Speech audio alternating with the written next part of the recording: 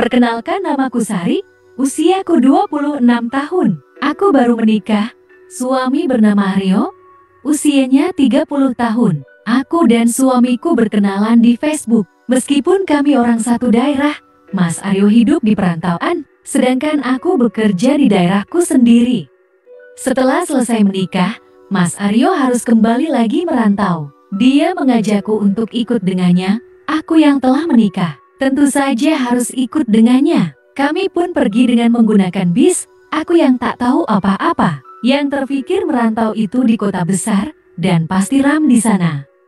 Tetapi, kenyataannya berbeda dengan apa yang aku pikirkan. Lokasinya sangat jauh dari keramaian, bahkan lebih pelosok dari kampung. Ternyata, suamiku bekerja di perkebunan teh. Kita hidup di tengah kebun teh. Aku yang tahu itu merasa kecewa, karena tak sesuai yang aku pikirkan.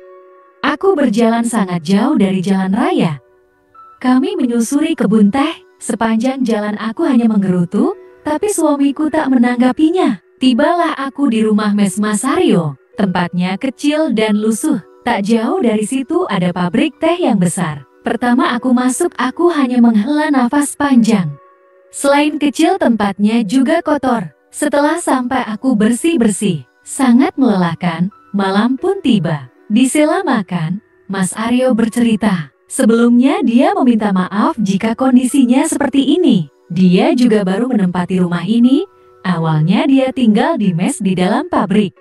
Di tempat itu hanya ada lampu, kasur dan kipas angin. Sungguh sangat sepi lokasinya, hanya terdapat hamparan pohon teh. Jujur dalam hati aku ingin pulang, tapi aku tak ada pilihan itu. Aku pun mencoba menerima kondisi ini. Akhirnya kami tidur di tengah kesunyian ini. Pagi pun tiba.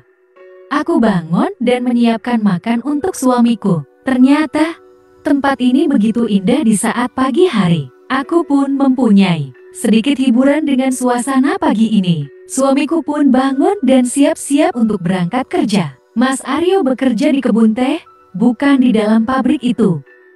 Setelah suamiku berangkat kerja, aku merasa sangat sepi. Tak ada siapapun yang lewat, TV pun tak ada. Aku hanya rebahan saja, menunggu suamiku pulang kerja. Suamiku pulang jam 5 sore. Sudah 1 minggu aku di sini.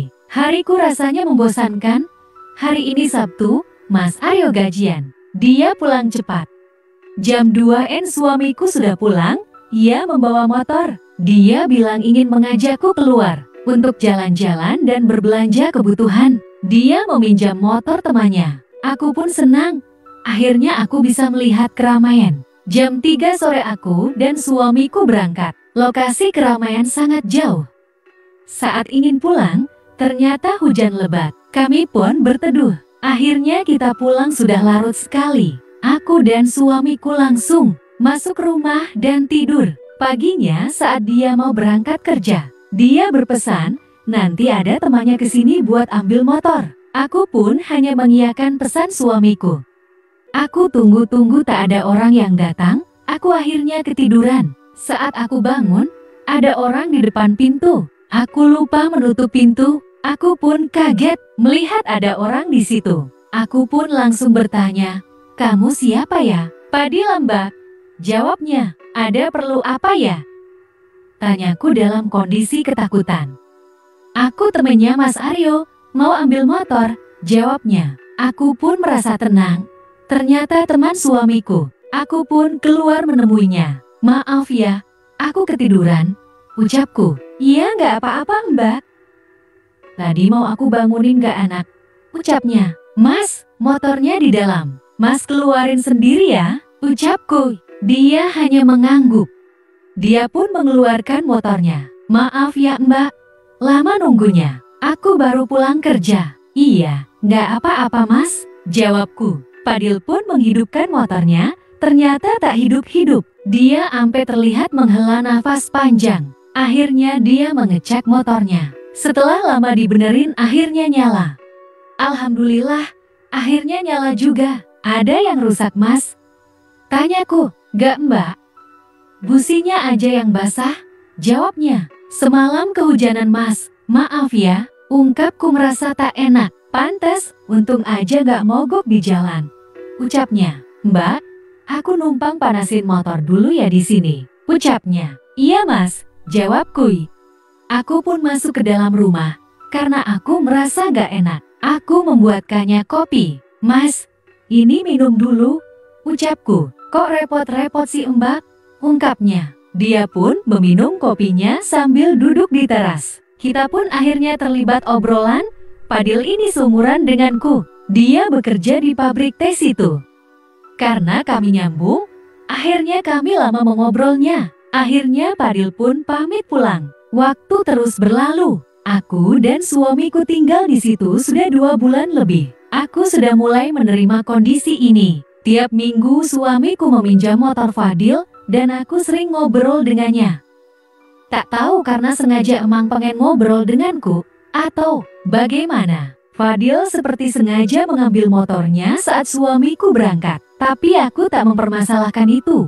Aku justru senang. Dia orangnya baik, dan aku nyaman ngobrol dengannya. Waktu itu seperti biasa Fadil mengambil motornya. Kami bercerita-cerita, nyambunglah ke cerita sebuah danau di dekat situ. Posisinya tak jauh dari rumahku, Fadil pun mengajakku ke situ. Aku yang awalnya ragu, tapi aku menyetujuinya. Ternyata benar, nggak sampai 10 menit aku sampai di danau itu. Fadil bercerita, di sini tempat orang pacaran. Memang bukan tempat yang sangat ram, tapi setidaknya lumayanlah. Di situ ada orang berjualan dan di sekitaran danau ada muda-mudi pacaran. Fadil membelikanku minuman dan cemilan. Ia mengajakku duduk di dekat danau. Kami pun menikmati pemandangan yang indah dan suasana yang enak. Dia pun bercerita tentang dirinya, dia dulu hampir menikah tapi gak jadi. Pacarnya kecelakaan. Fadil gak pernah mau dekat dengan wanita. Setelah itu, ini pertama kali dia jalan lagi dengan wanita. Di situ aku merasa sedih, haru dan sedikit tersanjung. Tapi tiba-tiba Fadil menciumku. Aku pun kaget. Anehnya, aku tak marah atas perlakuannya. Justru aku membalasnya. Dari situ, terjadilah kejadian yang tak diharapkan. Setelah semuanya selesai, aku hanya terdiam dan merapikan bajuku. Kami pun pulang, tanpa sepatah kata kita terucap. Di jalan, Fadil meminta maaf kepadaku. Aku hanya diam tak menjawab apapun, aku hanya memeluk dari belakang. Akhirnya sampailah kita di rumah. Fadil berpamitan kepadaku. Aku pun memegang tangannya dan menariknya masuk ke rumah. Akhirnya adegan itu terjadi kembali di kamar. Setelah selesai, Fadil pamit pulang. Aku hanya diam saja. Setelah dia sudah pergi, aku menangis menyadari kesalahanku. Aku bersalah dan aku berdosa. Aku telah mengkhianati Mas Aryo. Aku pun bergegas mandi. Sorenya pun suamiku pulang. Aku pun seolah tak terjadi apapun. Waktu berlalu, tibalah suamiku meminjam motor lagi. Aku yang kemarin merasa bersalah. Aku melakukannya lagi di rumah dengan Fadil. Tak hanya sekali bahkan berkali-kali. Tak hanya itu, hampir setiap hari Fadil ke rumahku. Fadil kerjanya selalu malam hari. Hampir 2 bulan kami melakukannya. Aku hamil. Mas Aryo mengajakku pulang karena Mas Aryo takut kenapa-kenapa. Ini anak pertama kami, kita sama-sama belum punya pengalaman. Dan lokasi jauh dari mana-mana. Mas Aryo memulangkanku. Meskipun aku awalnya menolak, dengan alasan kasihan Mas Aryo sendirian. Tapi akhirnya aku setuju pulang karena Mas Aryo memintaku terus. Sebenarnya tak hanya Mas Aryo alasanku tinggal, tapi karena Fadil. Sekian.